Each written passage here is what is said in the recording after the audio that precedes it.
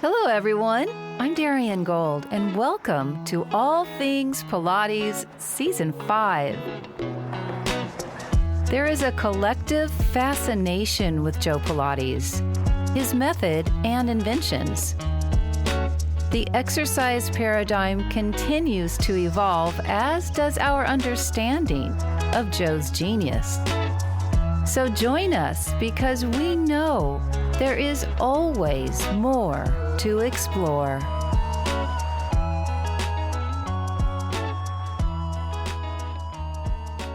With us today is first-generation Pilates teacher Anna Shaffer. Just shy of 90, Anna is a prime example of the power and effectiveness of the Pilates method. Anna spent nearly 16 years learning Pilates from the inventor himself, and she practices to this day what he taught her. One day at the Contrology studio, Anna, while waiting for her session, noticed an unusual device on the floor. Curious in nature, Anna picked up this device she later learned was called the headpiece or headgear and began experimenting with it. Joe, after observing Anna playing around with the device a number of times, asked if he could film her as he wanted to use the device in his teachings. Due to her ballet training, she demonstrated intricate ballet steps, and Joe's comment to Anna was that he had never seen anyone do what she was able to do with the piece. As Anna says, proper posture or proper body alignment, as Joe reminded her throughout her studies, gives you confidence and elegance, both physically and psychologically. Hello, Anna. Nice to have you on the show again. Thank you, Darren. It's an honor to be here. Anna, you were a professional dancer and spent decades in ballet class. What was it about Joe's teachings that resonated with you the most? And did you ever have a ballet injury? Did you come to him because you had an injury? How did that play out? No, I started with Joe because Dorothy Alexander, the director of the Atlanta Ballet, which I was a member of, had recommended Joe. And I called her because I was constantly told that I had a weak back. And no one was telling me what to do for it. And when I called Miss Dorothy, she said, go to Joe. So Joe realigned me. I was very sway back, and he placed my spine in a much, much more correct position and gave me the strength in the upper body that I was lacking. Ballet dancers have strength in their feet and their ankles and their thighs and hips. But we do port-de-bras, which doesn't give us a lot of... Can you explain what a port-de-bras is for people who don't know anything? Port-de-bras is when you use your arms. Anytime you see the ballet dancer moving her arms up, down, sideways, whatever, that is called a port-de-bras with arms. And the reformer certainly aligned me beautifully, but the core work was a part of that as well. The headgear that you mentioned earlier was a instrument that I was curious about. I had not seen anyone with it on. When I picked it up, I saw what it was all about, meaning the placement on the head with the sandbags. And so I started messing around with it. Yes. And walking. And then I thought, maybe I can do some ballet in it. And I did an arabesque. Oh, well, that was successful. Now maybe I can do a planche. And so forth and so on. And after about the second time, this is when Joe, really, I was conscious that he was observing me with it and asked me if he could film me. And I said, of course. If I had not had the previous training with him and developed my core, developed my body placement, I would not have been able to do this. It's not just something, when we were kids, we were, conscious of posture, we put a book on our head. And this is similar to that idea. But the work that has to be done in the entire body, not just with this. I'd hate to see, and I know some people have talked about teaching this, and it scares me literally, because if you don't have control of your body, if you don't know where the placement is, you can get hurt. And especially if your neck is not strong. I think what scares me more than anything else in today's world in Pilates, the teachers that do not understand what it's all about. And this is something that, a little more study, even reading his book, what have you, but really investigating into what his work is all about. We are born, some of us with sway backs, some of us with scoliosis, where you eventually develop that, of which I've learned that you can develop it at any age, from puberty on, yes. And so if we know, I have always mentioned in teaching of ballet and teaching the students about the body placement, and I illustrate it in a very simple way. I say, look at that column in the room. That column is holding up the roof. And therefore, if that column starts bending, the roof comes down. And so I've always used that analogy, which is that's effective, Anna. It is very effective. So because people especially children, they learn best with pictures in their mind. And so you're creating the picture in your mind of what would happen if the column came down. The same thing if your body is not strong and you don't have control over many things in your life. I mean, we need a strong body. So anyway, Joe saw it, and I'm sorry now that I didn't have someone else come into the studio with us so that I could take a picture of Joe and Clara and myself together. But I have Clara, so that is delightful in the film. Who had better hands, Clara or Joe? A better hand? I always say when people have a similar question to that, Darian, that it doesn't make any difference. It is what they gave us. It is their legacy to us. So, okay. So wait. So when Joe would have his hands on you to, let's say, facilitate a taller spine, and Clara would do something similar, maybe on another piece of equipment, did they touch you the same way? It was the fundamental reason of correcting that spine. And so consequently, whatever phraseology that they used, or the placement certainly was correct on either one of them, because it is the same. But the phraseology might be a little bit different that they use. Joe's his phraseology was mostly 5 more times. And of course, Clara wouldn't let you get by with anything either. And if it was a big 5 more, but she had a little bit more gentle manner. I think that the inventor taught the assistant or his wife perfectly, and they both understood. And I think people get bogged up in manner in which is presented.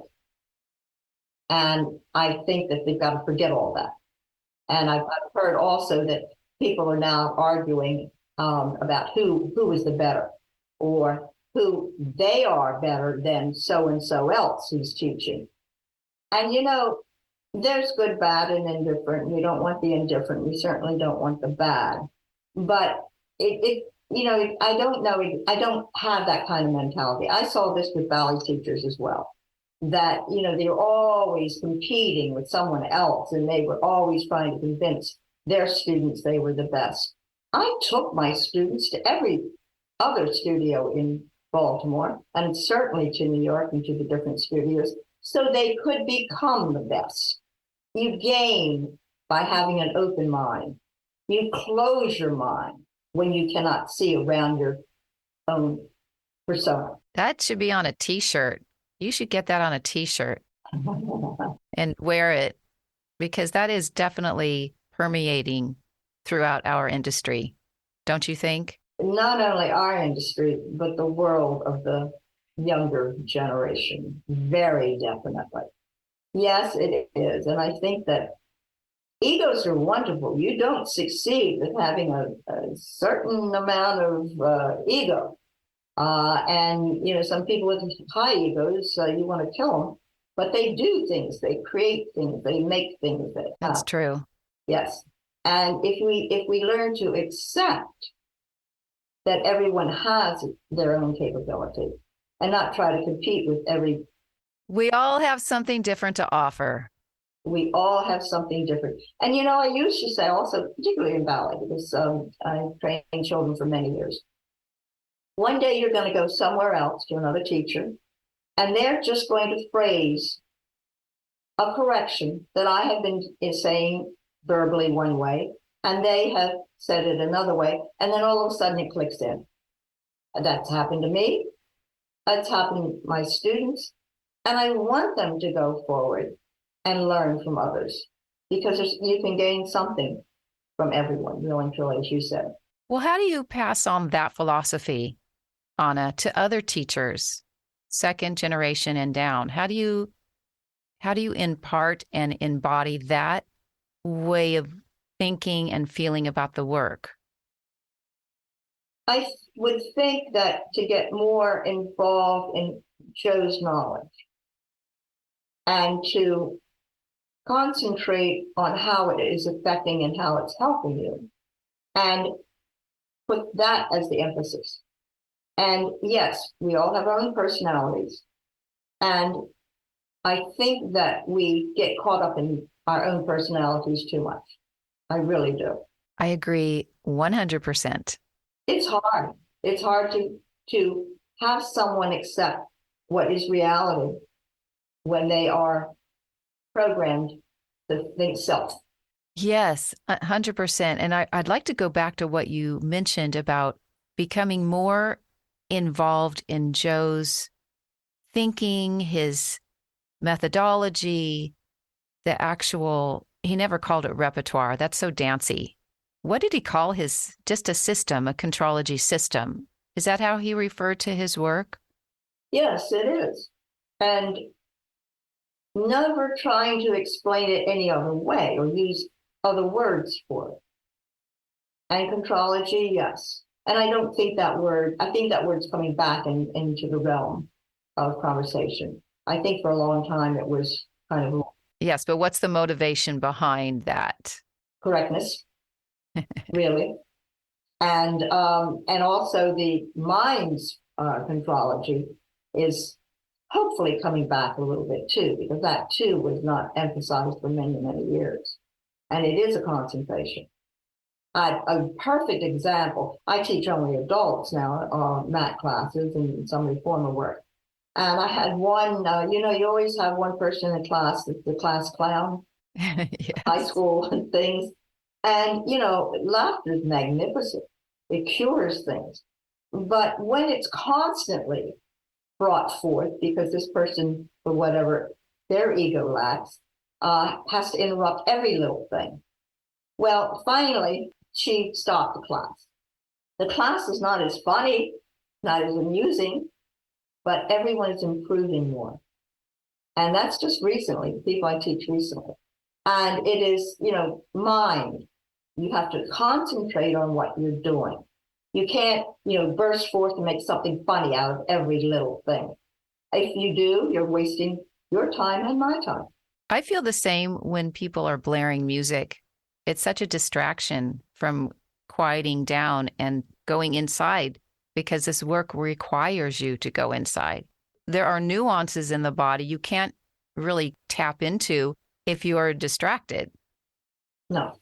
And Joe never had any music, and it, at all. And I've heard a lot of these music, and we're so used to music today. I mean, every class in every gym has music, and certainly with the Zumba and things like that. Yes, I agree with you. I think music blasting is an infraction on our psyche and our ears, very definitely, very definitely. And so then you're thinking more, and certainly you don't want vocal music when you're doing Pilates, because then you're singing with them, even though you may not voice it, but inside. And so it's a concentration. People really have problems with concentrating. Oh, yes. I have a question about when Joe was working with you, more Joe than Clara, did he emphasize the spine and the neck, so we're talking that whole idea, what I mentioned in the opening about posture, did he emphasize always the position of the spine? He didn't really emphasize, he showed you, he did it, and then you continued it. And as far as, like a teacher standing up and teaching you verbally and what have you, he didn't. He just would show it, or Clara, and, he expected you to understand when he explained it once, maybe twice. He might have to remind you another time. But once he gave you the knowledge, and if you were doing it incorrectly, he would warn you, definitely. But once you got the knowledge, then you were expected, in my time with Joe and Clara both, and it was just observing us to make certain we did do it correctly. And as far as teaching verbally, he did it physically. Yes, I had that experience with Romana.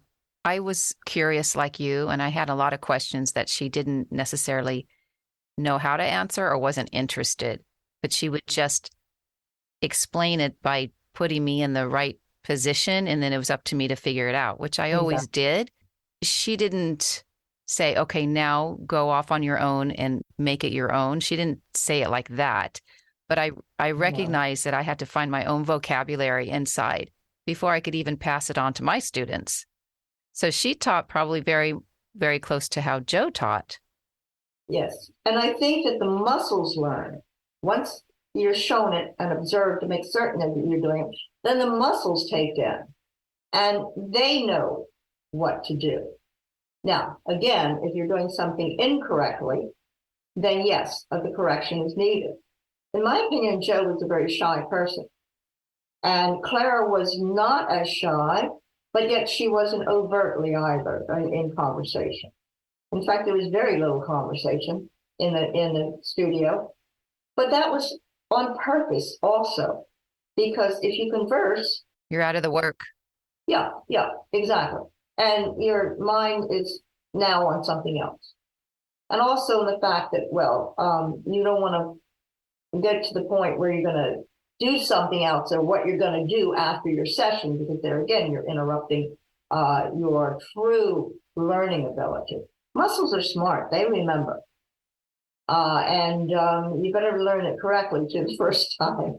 And I have gone through this, not with Joe's work, not his work, but in some ballet.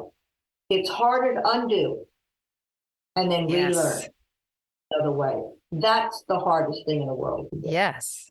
So. Once it's imprinted, how do you get that print off you? Right. I know people, again, reverting to ballet, the layperson says, oh, how can you remember all that? And we have the muscles that already know it. And it's like years go by and you can remember choreography. You may not be able to do it as well, but and it's muscle memory, exactly. Would you say that you still have the muscle memory that you had decades ago?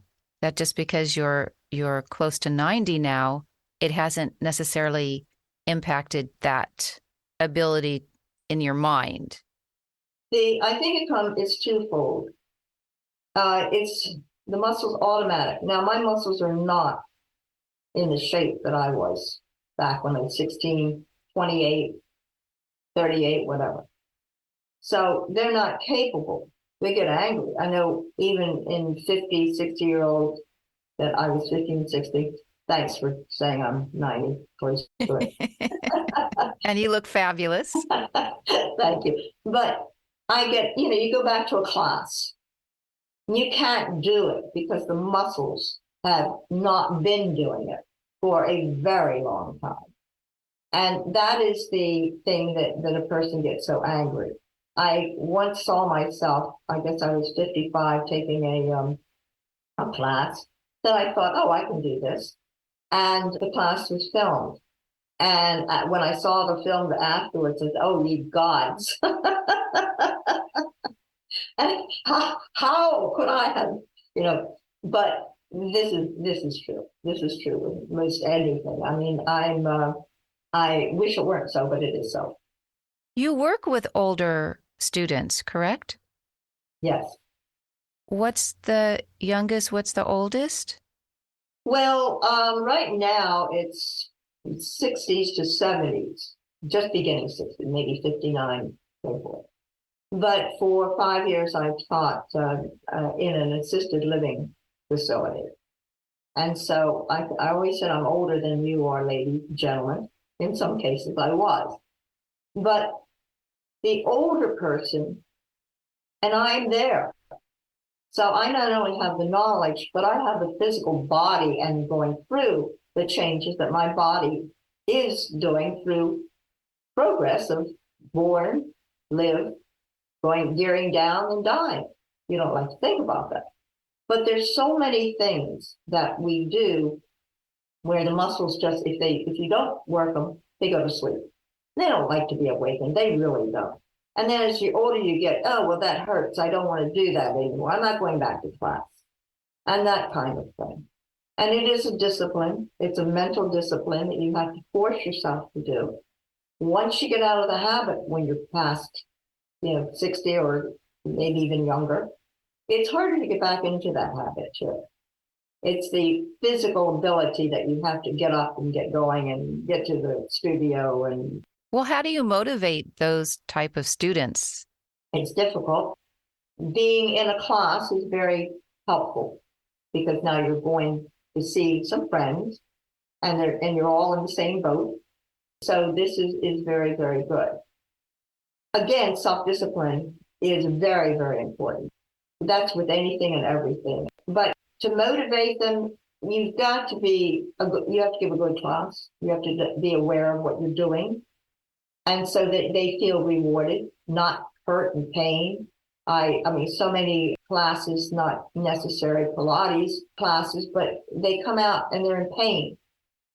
And you come out of Joe's work and you feel the muscles are a little, stronger, but they don't hurt you. You feel the difference. I always say, if a class is on Thursday, I'll say, well, tomorrow you're going to feel it. And on Saturday, you're going to feel it a little bit more. Just don't use my name in vain when you feel it. And so I make them promise that. Yes. Some people immediately get motivated because they can feel the difference.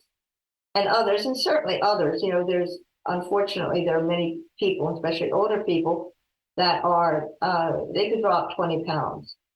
And that extra 20 pounds makes it harder for them to do things. And once they become aware of this is good, then they want to continue. I mean, the group I'm teaching now, I've taught for 10 years. And so they are motivated. And then, your personality and what have you. And it's hard. It really is. I mean, going in, I knew people coming in all the time. And after the first, oh, I don't want to do that. Some people will come back the second, third, fourth time, then they're going to come repeatedly. But it's getting that, person motivated the first time is hard. Do you include props? I have a ball, a small ball that we use. I also use the stretch bands. I simulate the reformer with the stretch bands very successfully. And those are the only two props that I have. I will put some music on just for warm up. And I always make certain that it's low. Yeah. And that it's a short band so that when it ends, we don't pay any attention to whether it's on or not. Or the students do. But no, I don't have, I don't use, especially the ring, The magic circle? Yes, I am totally opposed to that. Oh, say more. You're opposed to the magic circle. Whoa. I'm very opposed. Particularly when you put it between your knees are going into each other. So you're turning everything in instead of, keeping alignment. Yeah, I have my quirks, my dislikes. Did you ever use that in Joe's studio? Oh, you never saw the magic circle in Joe's studio?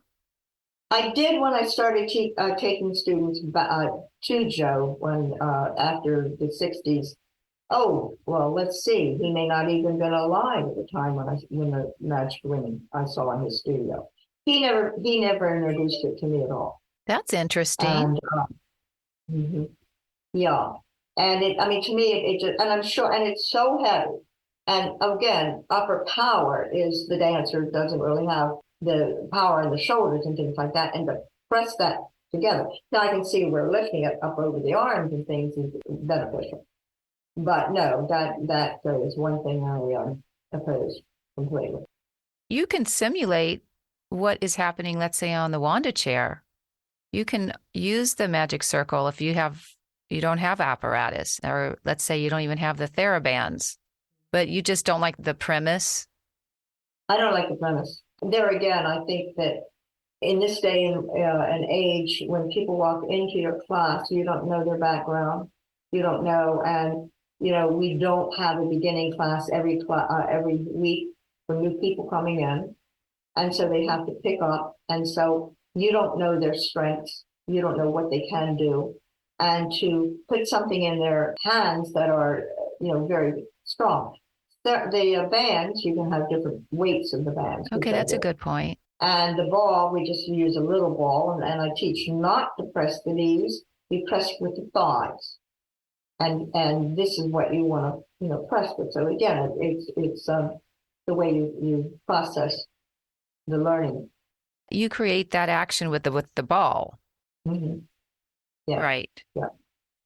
And so it just it's something. It's my quirk. I don't think it's a quirk. It's just you prefer not to use it. I think it's interesting that it wasn't really lying around at Joe's studio. No, and I don't know. I remember the first time I saw it was on television, and it was a television actress that introduced it. Can't remember her name right now. And anyway, and she had commercials about this. And that's the first time I ever remember seeing it. And that's got to be in the 60s. And when Joe died, when did he die? 67. No, 67. So I may have seen it after. Okay. I think a lot of people don't know that. One more question about Joe. Uh-huh. Well, I have many questions, but for this interview, Joe obviously left an indelible impression on you. And I'm assuming that you have different kinds of memories about working with him, things that he might have said to you that he didn't say to anybody else. Any pearls that you have held close to your heart that you just have and you share when it's time to share with your students? I think basically, and most important, would be placement of the body, the correct placement. I think that, yes. And as I said earlier, is that he didn't converse much. His eyes were always there. He might have gone over to another person at the moment, but his eyes are still looking at you. And also the ability to concentrate on what you're doing. That was the most important thing. Though you have to, as a dancer, you have to concentrate, yes. But this was more extreme.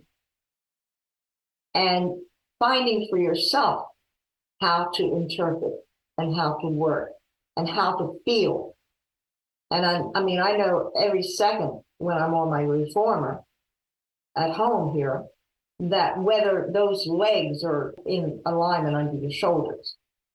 And I can feel that. And that was a lifelong teaching. As he said, the first time I saw him, he would change my life forever. And thank God, I thank God every day for it. Because even though I have some arthritis in my back now, I get on I exercise program, and I do it at least 4 times a week. And it's interesting, I did take some physical therapy for the back, and almost everything they're showing me, Joe showed me. And I did find one new one in the physical therapist. And I seeked the physical therapists who were totally knowledgeable. And it was such a pleasure to go in. And I had known this man. He actually had facilities in the gym I was teaching at one time, but left that gym for his own place. a good number of years ago. But to talk to somebody who understands and talks the same breath you do, it's so refreshing. And it's just, it's a joy. I think observation with Joe also was very, very important because you could watch him correct someone else and understand absolutely exactly what was going on. And again, the love that Joe gave me to be physically correct and on balance all my life. I mean, thank you. I'll be 89, almost 90. Yes. I am actually 6 years older than Joe was when he died. And he always wanted to live to be 100. 100. Yeah. Yeah. And he didn't make it. And I guess the cigars he used to smoke. Yes. Yes. So, I love, though, what he said to you. That also should be on a plaque when people first come in to work with you. Joe's quote, when you first saw him, or when he first saw you, you just stepped over the threshold at the Contrology studio. And he basically took one look at you and said, and he would change my life forever. He would change your life forever. Mm-hmm. Yeah. And he did. And he did say that several times in the years that, I trained. And of course, when I would bring students to him, and I started taking students to him when 1961, and of course he died shortly after that. Yeah, 6 years later. No, no. And but I did all the students that I knew would be helped tremendously. And it's interesting the way we're built basically the same, but the way we have our own certain inadequacies and what have you. And he loved, I think he was more chatty with me when I bring students in and introduce them. But I did. Every year I'd go to New York and there'd be one or two, maybe even three that I'd take over there. I have one of my final questions. Do you have any advice for Pilates teachers today who are either just entering the field or have been around for 10 years or 20 years? What do you think Joe would say? What would his advice be? Well, one of the things, and I'm going to be brutal on this, Darian, one of the things that I think I may have mentioned on the first interview that one of the networks, NBC, CBS, ABC, I don't remember which one, but he was ready to sign the contract and they were going to put him on the air. At the last moment, he did not sign that contract because he knew that he would be prostituted. He is prostituted today. Those who are really there for the proper training, but you mentioned the young people coming in. Don't be content with getting your certification from an online course. Go further with it. Go into various different Pilates studios. Take Pilates. Take the classes.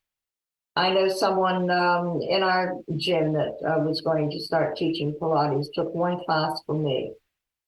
And she could have taken 10 years from me without charge because she was part of a teacher in the gym.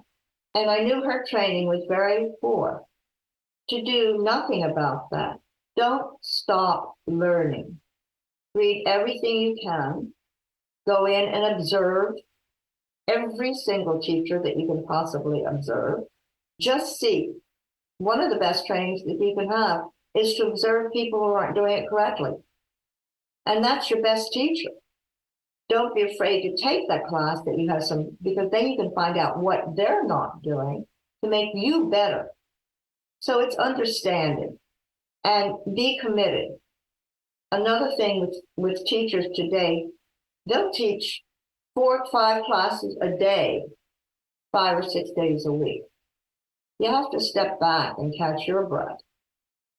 And Joe said, no, you come every other day. You don't come every day. And of course, you knew classes of ballet and what have you.